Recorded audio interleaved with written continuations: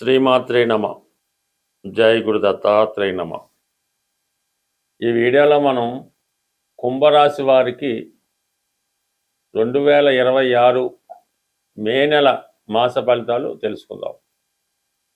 రాశి అందే రాహుగ్రహ సంచారం ఈ కుంభరాశి వారికి చాలా పట్టుదల కలిగిస్తూ ఉంటుంది. ఏదైనా ప్రతి విషయాన్ని వారికి అనుకూలంగా మార్చుకోవాలనే ప్రయత్నం జరుగుతూ ఉంటుంది. ఏదో విధంగా ఇప్పుడు జరుగుతున్నటువంటి సొసైటీలో జరుగుతున్నటువంటి అన్యాయాలు అయితేనేవ్వండి, కొన్ని విషయాలు వీళ్ళకి నచ్చని విషయాల్లో చాలా పట్టుదలగా పోరాడడం జరుగుతూ ఉంటుంది. ఎంత కష్టపడినప్పుడు కూడా వీళ్ళు ప్రస్తుతం నడుస్తున్నటువంటి చట్టానికి, ప్రభుత్వ విధానాలకి వ్యతిరేకంగానే వీళ్ళ ప్రయత్నం సాగుతూ ఉంటుంది. దానివల్ల వీళ్ళలో ఒక విధమైన ముద్ర ప్రజల నుంచి వీళ్ళకి రావడం జరుగుతూ ఉంటుంది. వీళ్ళు ప్రజలకి ఎంత ఉపయోగం చేసినా, సొంత వారికి ఎంత ఉపయోగపడినా, అవతల వాళ్ళు వీళ్ళని ఆ విధంగా చూడకుండా ఏదో ఒక స్వార్థపరుడుగా వీళ్ళని చిత్రీకరించి ఇబ్బంది పెట్టడం అయితే కాదు, కానీ ఆ విధంగా ప్రచారం చేస్తూ ఉంటారు.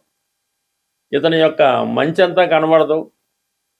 చిన్న చెడు జరిగినా, ఇతని వల్ల చిన్న ఇబ్బంది కలిగినా అది ఎక్కువగా స్ప్రెడ్ చేస్తూ ఉంటారు. అంటే ఏదో విధంగా ఈ జాతకుల్ని అన్పాపులర్ చేయాలనే చూస్తూ ఉంటారు. ఏదో సొసైటీకి చాలా ఉపయోగపడ్డారు, తన ఆస్తిలో కొంత భాగాన్ని రాసిచ్చాడు, ఏదో బాగా పోరాడాడు, అయితే అతనికి ఏదో చిన్న బలహీనత ఉంటుంది, ఏదో డ్రింక్ ఏదో చేస్తూ ఉంటాడు ఏదో బార్లో, అది ఫోటో తీసి ఈ పెద్దగా మొత్తం ఇదంతా ఇలా చేస్తున్నాడు, ప్రజల డబ్బంతా ఈ విధంగా పాడు చేస్తున్నాడు అన్న విధంగా ప్రచారం చేసి ఇబ్బంది పెడుతుంటారు. బట్ ఏదైనా ఈ కుంభరాశి వారు ప్రజల దృష్టిలో పడకుండా జాగ్రత్తగా వ్యవహరించడం అన్నది మంచిది. ఇప్పుడు ఇది మరింత పబ్లిసిటీ అవుతూ ఉంటుంది అన్నమాట. మీరు తాడు పట్టుకుంటే పాము పట్టుకున్నారంటగా ఉంటుంది. బట్ జాగ్రత్తగా వ్యవహరించడం మంచిది. బట్ ఏదైనా ఇంటర్నల్గా మాత్రం మీరు ఏది చెయ్యాలో అది కంపల్సరీగా చేస్తారు. అయితే ఇక్కడ కుటుంబ సభ్యుల నుంచే మీకు సంపూర్ణ సహకారం లభించదు. పెద్ద కుటుంబం అయి ఉంటుంది. ఇప్పుడు అక్కడ శని భగవానుడు తిష్ట వేయడం వల్ల, కుజుడు కూడా 10వ తారీఖు వరకు అంటే మే 10 వరకు అదే ప్రాంతంలో ఉండడం వల్ల కుటుంబ సభ్యుల మధ్య విభేదాలు, ప్రతి విషయంలో మిమ్మల్ని విమర్శించడం, ధన విషయంలో ఎంత ధనం వచ్చినా అది ఏమైందో తెలియకపోవడం, అన్ని పనులు సంపూర్ణంలో సగంలో ఆగిపోవడం, ఈ విధంగా చాలా మనస్తాపానికి గురవుతూ ఉంటారు. కుటుంబ సభ్యులు వ్యతిరేకత మిమ్మల్ని ఇబ్బంది పెడుతూ ఉంటుంది. మీరు చెప్పిన విషయాన్ని చాలా టేక్ ఇట్ ఈజీగా తేలిగ్గా తీసుకొని వాళ్ళు పెద్దగా పట్టించుకోవడం వల్ల మీరు ఒక విధంగా ఫీల్ అవ్వడం కూడా జరుగుతూ ఉంటుంది. అది ఇంకా ప్రధానంగా కుజుడు ఈ 11వ తారీఖు తర్వాత తృతీయ స్థానంలో సంచరించినప్పుడు కొన్ని పనులు చాలా వేగంగా చేయాలనే ప్రయత్నం, అంటే మీలో ఉన్నటువంటి ఆలోచనలకి మరికొందరు తోడవటం వల్ల మీ ప్రయత్నాన్ని, మీ ఉద్యమాన్ని ఇంకొంత ముందుకు నడిపే ప్రయత్నం అన్నది జరుగుతూ ఉంటుంది. ఇక అనుకూలించే గ్రహం చూసినప్పుడు మనకి 4వ స్థానంలో శుక్రగ్రహ సంచారం. ఇది శుక్రుడు స్వక్షేత్రంలో ఉండి మాలవ్య మహాపురుష యోగం అనే పంచమహాపురుష యోగం వల్ల గృహంలో సౌకర్యాలు ఏర్పడుతూ ఉంటాయి. ఏదో స్థిరాస్తి కొనాలనే ప్రయత్నం జరుగుతూ ఉంటుంది. కుటుంబంలో ఏదో ఒక సంతోష కార్యక్రమం లాంటిది, శుభకార్యం లాంటిది జరగాలనే ఆలోచన ఉంటుంది. గట్టిగానే అది అనేక అవాంతరాలు ఎదుర్కోవడం జరుగుతూ ఉంటుంది. బట్ ఈ సమయంలో మీరు ఏదైనా ఒక పుణ్యక్షేత్రాన్ని దర్శించే అవకాశం ఉంటుంది.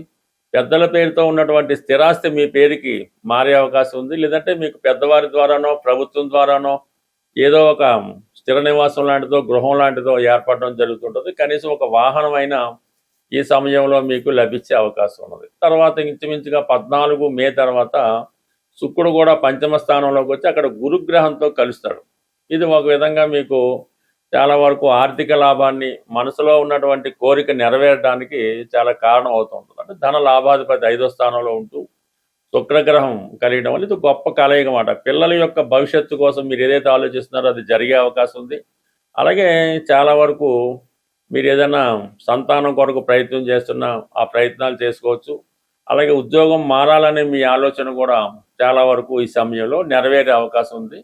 అయితే మీకన్నా మీ పిల్లలకి, మీ యొక్క సంతానానికి మంచి గుర్తింపు రావడం జరుగుతూ ఉంటుంది. ఇక ప్రధానంగా 7వ స్థానంలో ఉన్నటువంటి కేతుగ్రహ సంచారం, సప్తమాధిపతి రవి ఉచ్చస్థితి, ఇవన్నీ కూడా మీ జీవిత భాగస్వామి యొక్క హోదా పెరిగే అవకాశం ఉన్నది. వారు ఎంత దూరంలో ఉన్నా వ్యక్తిగతంగా వారి యొక్క అర్హత హోదా పెరుగుతూ ఉంటుంది. కానీ కొంత ఎడబాటు ఈ భార్యాభర్తల మధ్య రావడం అనేది సాధారణంగా కుంభరాశి వారికి వివాహ జీవితం ఏదో ఒక చికాకు చూపిస్తూ ఉంటుంది. అది ఏదైనా కారణం వల్ల కొంత ఇబ్బందులు ఈ వైవాహిక కనబడుతుంటాయి. బట్ ఏదైనా ఈ కుంభరాశి వారు అనుకున్నది ఖచ్చితంగా సాధించే ప్రయత్నంలో విజయవంతం అవుతారు. మనం ప్రతి నెల ఏదో పరిహారం తెలుసుకునే ప్రయత్నంలో ఎవరైతే తీవ్రమైనటువంటి ఆర్థిక ఇబ్బందుల్లో ఉన్నవాళ్ళు ఈ రెమెడీ అన్నది ప్రతి మంగళవారం చేయవలసి ఉంటుంది. అది స్వచ్ఛమైనటువంటి గోధుమ రవ్వ, కొన్ని ప్రాంతాల్లో బొంబాయి రవ్వ అంటారు, గోధుమ నూక అంటారు. మొత్తం మీద ఈ గోధుమ రవ్వ సుమారుగా ఒక 1/4 కేజీ తీసుకోవడం, దానికి సమానంగా పంచదార తీసుకొని ఒక 100 గ్రాములో నెయ్యి కలిపి, అంటే ఈ 3 నెయ్యి, గోధుమ రవ్వ, పంచదార కలిపి పొడి పొడిగా తయారు చేసి అవి మీరు చీమలకి ఆహారంగా పెట్టవలసి ఉంటుంది. అంటే ఎక్కడ తోటల్లో ఉన్న, అడవిలో ఉన్న, అలాగా పార్కులో గట్ట ఉన్నప్పుడు అవి ఈ మంగళవారం రోజు ఈ చీమలకి ఇది నైవేద్యంగానో ప్రసాదంగానో ఈ మొత్తం ఈ గోధుమతో చేసినటువంటి మిక్చరు పెట్టడం జరుగుతుంది. అదే రోజు మీరు సాయంకాలం పూట, అంటే పొద్దున్న చీమలకు వేయచ్చు, సాయంకాలం వేస్ట్ వేయచ్చు, కానీ ఈవినింగ్ పూట మాత్రం మీరు ఆంజనేయ స్వామి ఆలయాన్ని దర్శించవలసి ఉంటుంది. దర్శించి స్వామివారికి 6 సంఖ్య కలిగినగా 6 లడ్లు ఇవ్వచ్చు, 6 గులాబీ పువ్వులు ఇవ్వచ్చు, లేదంటే డ్రై ఫ్రూట్స్ లాంటివి ఏమైనా ఈ ఎండు ఖర్జూరం లాంటిది ఇవ్వచ్చు. అది స్వామివారికి అక్కడ ప్రసాదంగా ఇచ్చి అక్కడ కొంచెంసేపు కూర్చొని ఏదో హనుమాన్ చాలీసా ఏదో చదువుకోవడం. అంటే ఈ విధంగా ఒక 6 వారాల పాటు మీరు చేయవలసి ఉంటుంది. అయితే ప్రతి వారం కూడా మీ ఇంప్రూవ్మెంట్ అన్నది కనబడుతుంటుంది. అంటే మనం ఏ రెమెడీ అయినా సరే మొక్కుబడిగా చేస్తే మాత్రం జరగదు. రెమెడీ కూడా ఎవరికి వాళ్ళే చేసుకోవాలి తప్ప మీ తరపున ఏదో డబ్బులు ఇచ్చి చేపించేయడం వల్ల కూడా ఏ విధమైన ఉపయోగం అయితే ఉండదు. అందువల్ల ఏంటంటే మీరు శ్రద్ధతో, నమ్మకంతో ఈ పరిహారం చేయడం వల్ల కంప్లీట్గా మీ యొక్క ఆర్థిక సమస్యలు ఒక 6 వారాల్లో తీరిపోవడం జరుగుతూ ఉంటుంది. ఇదే విధంగా తీవ్రమైన అనారోగ్య సమస్యలతో ఇబ్బంది పడుతూ ఉంటారు. ఎక్కువగా బ్యాక్ పెయిన్, నడుము నొప్పి, భుజాల నొప్పులు, ఇటువంటి మోకాళ్ళ నొప్పులు ఉన్నవాళ్ళు ఆదివారం రోజు, ఎస్పెషల్లీ ఆదివారం రోజు మరి పాయసం నైవేద్యంగా, అంటే పాయసం తయారు చేయవలసి ఉంటుంది. గోధుమ పాయసం కానీ బియ్యం పాయసం అయినా పర్లేదు. ఆదివారం రోజు తూర్పు దిక్కున ఉన్నటువంటి సూర్య భగవానుడికి నైవేద్యంగా పెట్టి అది మీ కుటుంబ సభ్యులే తీసుకోవడం జరగాలి. అంటే కేవలం 3 వారాలు మాత్రం ఈ సూర్య భగవానుడికి పాయసం నైవేద్యం పెట్టడం వల్ల ఓపికంట ఆదిత్య ఉదయం వినడం. అయితే ఆదివారం కంప్లీట్గా మీరు నియమంగా ఉండాలి. ఎన్వి అది మానేయడం, అలవాట్లు ఏమన్నా ఉంటే పక్కన పెట్టడం. ఈవెన్ పాన్ కిల్లి నవలేవారు కూడా ఆ రోజు కిల్లి నవలడం అన్నది మానేసి కొద్దిగా పవిత్రంగా జాగ్రత్తగా ఉండడం వల్ల ఇది అనారోగ్యపరంగా ఉన్నటువంటి మీ సమస్యలకు శాశ్వత పరిష్కారం అన్నది రావడం జరుగుతూ ఉంటుంది. అలాగే ఇప్పుడు ఈ ఇంకా మీకు బెటర్గా కావాలంటే ఇప్పుడు ఈ ఆదివారం రోజు కానీ, ఈ ఇందాక చెప్పిన మంగళవారం రోజు కానీ గోవుకి గోశాల దర్శించి, అంటే గోశాలలో మీరు కొంత సేవ చేయవలసి ఉంటుందన్నమాట.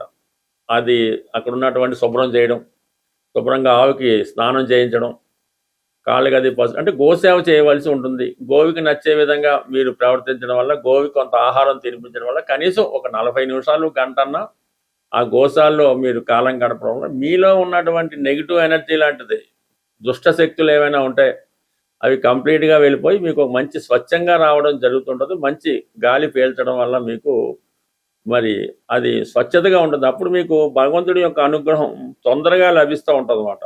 ఇది అంటే మిమ్మల్ని మీరు శుద్ధి చేసుకోవడం వల్ల భగవంతుడి యొక్క అనుగ్రహానికి తొందరగా రావడం, శుభగ్రహాలు మీకు అనుకూలంగా పనిచేయడం, దుష్టగ్రహాలు మీకు వ్యతిరేకంగా దూరంగా వెళ్ళడం, ఇవన్నీ జరిగే సూచనలు ఉంటాయి. కాబట్టి కంప్లీట్గా నమ్మకంతో ఈ రెమెడీ, ఇవన్నీ కూడా సూర్యుడికి సంబంధించినవే, కానీ సూర్యుడే ధనాన్ని ఇవ్వగలడు, సూర్యుడు మాత్రమే ధనం ఇవ్వగలడు. అందువల్ల ఏంటంటే మీరు ఈ విధంగా చిన్నపాటి రెమెడీ నమ్మకంతో చేసుకుంటే కంప్లీట్గా మీ యొక్క సమస్యలకి పరిష్కారం దొరుకుతుంది. స్వస్తి.